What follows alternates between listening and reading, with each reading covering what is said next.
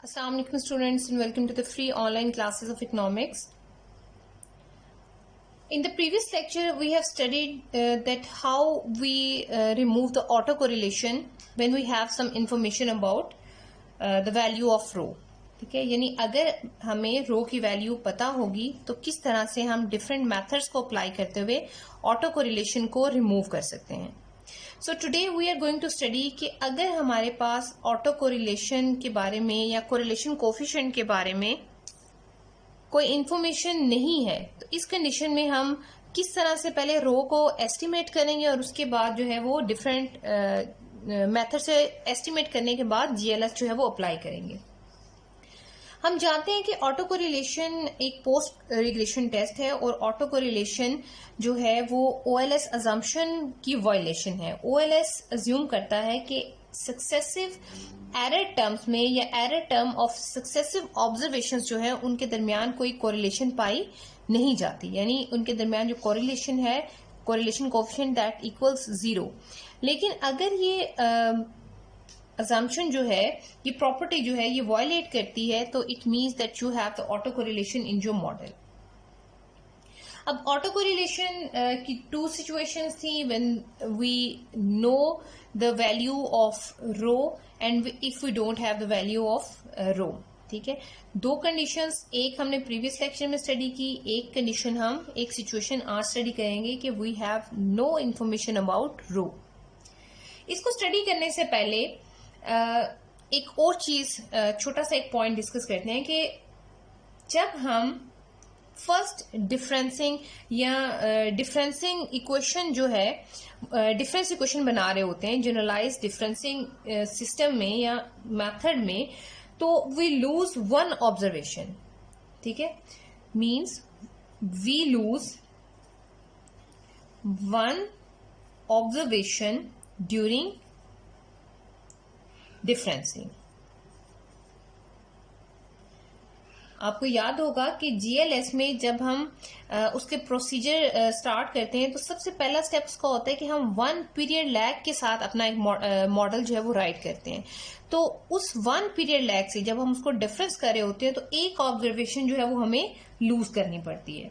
सो अगर तो sample size बहुत ज्यादा लार्ज है तो एक वैल्यू को डेटा से निकाल देने से कोई रिजल्ट्स पर इतना बड़ा इम्पैक्ट नहीं आता, यानी वो निग्लिजिबल होता है, वो स्मॉल होता है, इसलिए हम उसको इग्नोर कर सकते हैं. लेकिन अगर सैंपल साइज स्मॉल हो, ठीक है, लाइक 15-20 ऑब्जर्वेशन पे सैंपल साइज आपका बेस कर रहा हो, तो इस कंडीशन में एक वैल्यू जो है उसके साथ जो इंफॉर्मेशन अटैच है वो काफी ज्यादा हो सकती है. यानी अगर सैंपल साइज छोटा है तो आपने जो ऑब्जर्वेशन लूज की है उसका जो इम्पैक्ट है आपके रिजल्ट्स के ऊपर वो ग्रेटर होगा as compare to the large sample. तो इस कंडीशन में वी नीड टू एस्टिमेट और कंप्यूट द मिसिंग वैल्यू. ठीक है, जो वैल्यू हमने मिस कर दी डिफरेंसिंग करते हुए, तो उस वैल्यू को अब हम किस तरह से दोबारा से हासिल कर सकते हैं. उसके लिए हम एक मेथड यूज करते हैं that is Fraze-Winston transformation. Fraze-Winston transformation missing value जो डिफरेंस करते हुए आपने मिस कर दी उसको हासिल करने के लिए एक फॉर्मूला है दैट इज y1, यानी फर्स्ट वैल्यू जो आपने मिस की थी उसको हासिल करने के लिए 1 माइनस रो स्क्वायर y1. ठीक है, जो आपकी एक्चुअल वैल्यू थी उसको आपने रो के स्क्वायर के साथ मल्टीप्लाई किया और 1 में से माइनस करने के बाद you get the square root of it. इस तरह से आपके पास मिसिंग वैल्यू आ जाएगी. इसी तरह से अगर आप x1 की मिसिंग वैल्यू कैलकुलेट करना चाहते हैं then you have 1 minus rho square x1. ठीक है, अगर आपकी एक्सप्लेनेटरी वेरिएबल इससे ज्यादा है, like if you have x2, तो आपको क्या करना होगा, x2 static is equal to 1 minus rho square x2. यानी जिस वेरिएबल की मिसिंग वैल्यू आपने कैलकुलेट करनी है उसको आपने रो के स्क्वायर के साथ मल्टीप्लाई करना है और 1 में से माइनस करके उसका स्क्वायर रूट ले लेना है. That is Fraze-Winston transformation. अब हम केस स्टडी करते हैं कि we don't have the value of rho, यानी second situation when rho is not known या रो इज अननोन। तो इस कंडीशन में भी हम GLS मेथड जो है, जनरलाइज डिफरेंसिंग मेथड को ही यूज करेंगे, लेकिन इस मेथड को यूज करने के लिए रो की वैल्यू का होना जरूरी है। तो इसलिए सबसे पहले हम कंप्यूट द वैल्यू ऑफ रो। सबसे पहले हम रो को कैलकुलेट करेंगे, उसके बाद जो है हम GLS जो है वो अप्लाई करेंगे। तो देयर आर डिफरेंट मेथड्स जिनकी मदद से हम रो को जो है वो एस्टिमेट कर सकते हैं, कंप्यूट कर सकते हैं। दो मेथड्स हम स्टडी करेंगे which are most popular. First is Durbin-Watson D statistics. Durbin-Watson D test या D वैल्यू। अब डर्बन-वॉटसन की वैल्यू जब आपने ऑटो कोरिलेशन को डिटेक्ट किया अपने मॉडल के अंदर, उधर आपने ऑलरेडी कैलकुलेट की भी होती है, ठीक है। अब अगर आपने डर्बन-वॉटसन से एस्टिमेट नहीं किया तो we have the general relationship when the sample size is very large that D is equal to 2 1 minus rho। ये जनरल रिलेशनशिप हमने अपने प्रीवियस लेक्चर में इसको डिराइव भी किया था। सो D is equal to 2 1 minus rho, और हम जानते हैं कि जो रो की वैल्यू है ये लाई करती है -1 और 1 के दरमियान, जबकि जो D की वैल्यू है दैट लाइज बिटवीन 0 to 4। सो वो कहते हैं इस रिलेशनशिप से आप रो की वैल्यू जो है वो कैलकुलेट कर सकते हैं। डी आपने ऑलरेडी कैलकुलेट किया हुआ है, जहां पर आपने डिटेक्ट किया प्रीवियस कि किस तरह से हम ऑटो कोरिलेशन को डर्बन-वॉटसन से टेस्ट करते हैं, डिटेक्ट करते हैं कि either auto correlation is present और नॉट। अगर आपने वहां पे कैलकुलेट नहीं किया तो आप पहले डर्बन-वॉटसन टेस्ट अप्लाई करके डी की वैल्यू जो है उसको कैलकुलेट करेंगे। When you have calculated the value of D, then you will solve it for rho. यानी rho is equal to 1 minus D by 2. तो by using this relationship, ठीक है, आप डर्बन-वॉटसन की मदद से रो को कैलकुलेट कर सकते हैं when you have a large sample size, ठीक है। और ये कोई एग्जैक्ट वैल्यू नहीं है, ठीक है। इससे जो वैल्यू आएगी that is based upon the approximation, ठीक है, दैट इज अप्रोक्सीमेट रिलेशनशिप। जो रिलेशनशिप हमने डेवलप किया था that is an approximate relationship. ये कोई 100% श्योर रिजल्ट आपको नहीं देता। लेकिन अगर क्योंकि लार्ज सैंपल साइज है तो लार्ज सैंपल साइज में आप इस छोटे सी जो चेंज है एग्जैक्ट वैल्यू में से और इस अप्रोक्सीमेटेड वैल्यू में से उसको आप निग्लेक्ट कर सकते हैं। But when you have the small sample size, तो इस कंडीशन में आप इस डिफरेंस को, इस अप्रोक्सीमेशन को एब्सोल्यूट नहीं कह सकते। तो इस कंडीशन में आपको थाइल-नेगर जो है वो एक स्टैटिस्टिक्स प्रोवाइड करते हैं, सजेस्ट करते हैं।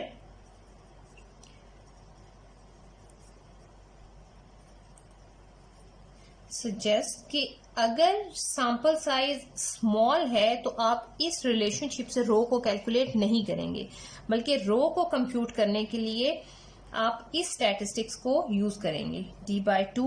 अब ये वही रिलेशनशिप है, लेकिन हम इसमें से उसकी जो एब्सोल्यूट जो अप्रोक्सीमेशन थी उसको रिड्यूस करने के लिए इस मेथड को यूज करेंगे, n² प्लस k², ठीक है। n you know is the number of observation, जबकि k जो है that is number of parameters। तो ये आपके पास है रो की वैल्यू। आप यहाँ पर रो को कंप्यूट करेंगे। पहले जब आपने रो को कंप्यूट कर लिया, अब आपके पास सेम केस आता है कि नाउ रो इज नॉन। अब आप रो की वैल्यू को जानते हैं। When you have computed the rho then you will apply GLS method, ठीक है, to get the coefficients without auto correlation, या पैरामीटर्स आप एस्टिमेट करेंगे ऑटो कोरिलेशन के बगैर by using the generalised differencing method. इसके अलावा we have another method to compute the value of rho, that is Cochrane-Orchid method.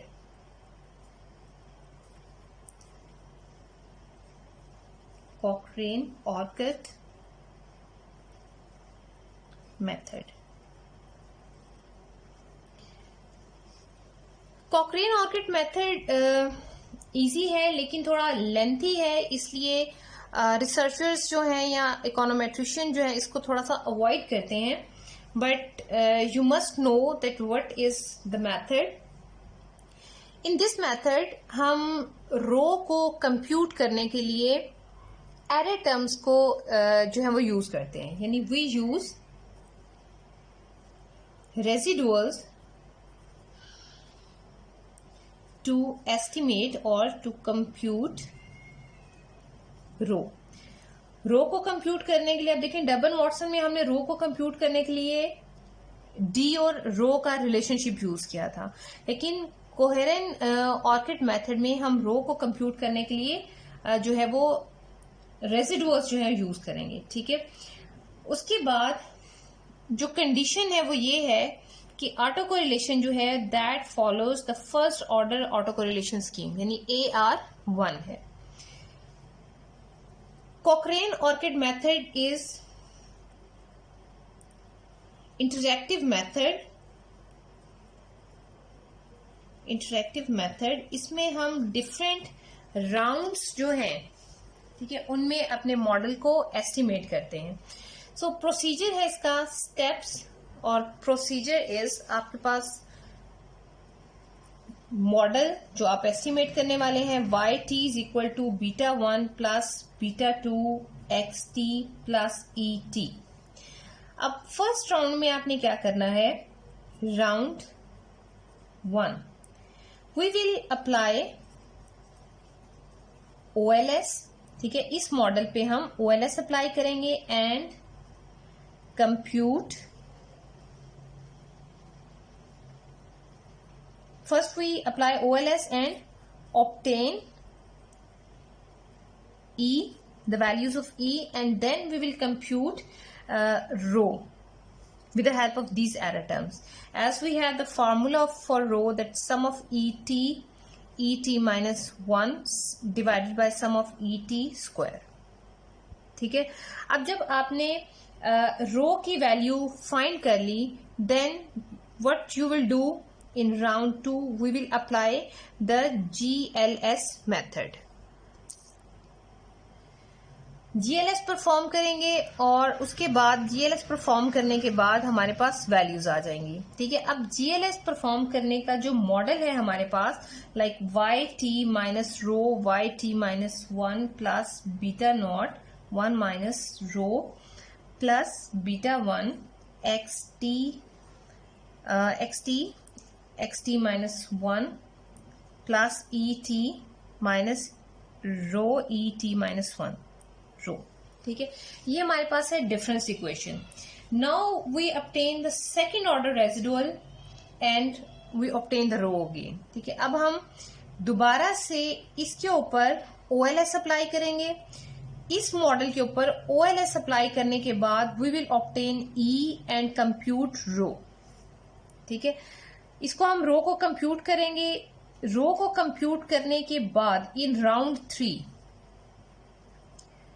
क्या होगा, हम दोबारा से GLS जो है वो अप्लाई करेंगे इस रो की वैल्यू पर. फॉर एग्जांपल यहां पर रो की वैल्यू आ गई आपके पास 0.95. ठीक है, देन राउंड 3 में हम इसकी 0.95 है, यहां पर वैल्यू आ गई 0.110. ठीक है, 0.10. अब इस रो को यूज करते हुए दोबारा से हम GLS अप्लाई करेंगे. अब GLS अप्लाई करने के बाद जो डिफरेंस इक्वेशन आएगी वहां से दोबारा से हम रो को कैलकुलेट करेंगे. दोबारा रो की वैल्यू की मदद से GLS जो है वो अप्लाई करेंगे, परफॉर्म करेंगे. देन अगेन हम रो कैलकुलेट करेंगे और ये प्रोसेस कॉन्टिन्यूसली चलता जाएगा. डिफरेंट राउंड्स, राउंड 1, राउंड 2, हमने राउंड 3 तक इसको एक्सटेंड किया. आप इसको राउंड 4, 5 अप टू 10, 15 जितने मर्जी राउंड्स जो है वो आप एक्सटेंड कर सकते हैं। अब ये राउंड्स हमने एंड कहाँ पर करने हैं? हम इन राउंड्स को तब तक परफॉर्म करते रहेंगे जब तक दो जो सब कंसेक्टिव रो की वैल्यूज हैं, जैसे हमने राउंड 1 में रो की वैल्यू ली और राउंड 2 की रो की वैल्यू ली है, तो देखें इनमें क्लियर डिफरेंस है। लेकिन अगर ये वैल्यूज सेम हो जाएं, दो ऐसे राउंड्स जिनमें रो की वैल्यू सेम हो जाएं या बिल्कुल क्लोज हो जाएं, तो वहां पर हम जो है वो जो राउंड को एक्सटेंड करना है उसको खत्म कर देंगे, यानी वहां पर हम अपनी राउंड्स को एंड अप कर देंगे। क्योंकि जब रो की वैल्यू सेम आने लग जाती है तो इसका मतलब है कि अब ऑटो कोरिलेशन जो है वो मॉडल से खत्म हो चुकी है। लेकिन दो राउंड्स के अंदर वैल्यूज का एग्जैक्ट सेम हो जाना इज नॉट पॉसिबल। तो इसलिए बेहतर ये होता है कि आप हर स्टेप पे साथ साथ डर्बन वाटसन जो है उसको भी परफॉर्म करते जाएं। तो उससे होगा ये कि आपको एग्जैक्ट पता चल जाएगा कि कौन से राउंड में जो है वो ऑटो कोरिलेशन खत्म हो गई है। ठीक है, so I repeat the steps of coherent orchid method. ये ऐसा मेथड है जिसमें हम रो को कंप्यूट करते हैं with the help of residuals. ठीक है, रेजिडुअल से रो जो है उसको कंप्यूट करने के बाद हम जीएलएस परफॉर्म करते हैं। जीएलएस परफॉर्म करने के बाद दोबारा से रो की वैल्यू कंप्यूट करते हैं इन राउंड 2।